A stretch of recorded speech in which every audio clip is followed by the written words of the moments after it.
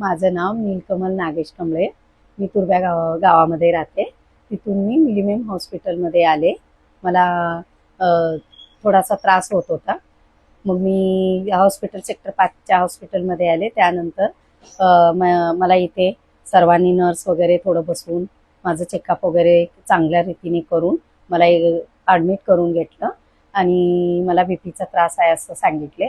आणि तुम्ही मावशी एक दिवस ॲडमिट व्हा, म्हणजे तुम्हाला सगळं बीपी वगैरे कव्हर करून आम्ही पाठवतोय, सगळा काय आहे ते बघून तुम्हाला, असं सांगितले. मग त्यानंतर आम्ही ॲडमिट झालो.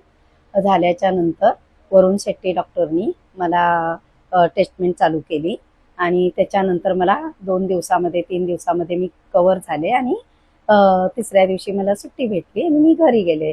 आणि इथल्या नर्स, मामा, मावशी वगैरे सगळे व्यवस्थित काम, सगळं साफसफाई, वेळेवर बघणं, गोळ्या देणं, हे सर्वांनी सगळे हेल्प केले आणि मी एकदम आनंदामध्ये आम्ही घरी गेलो.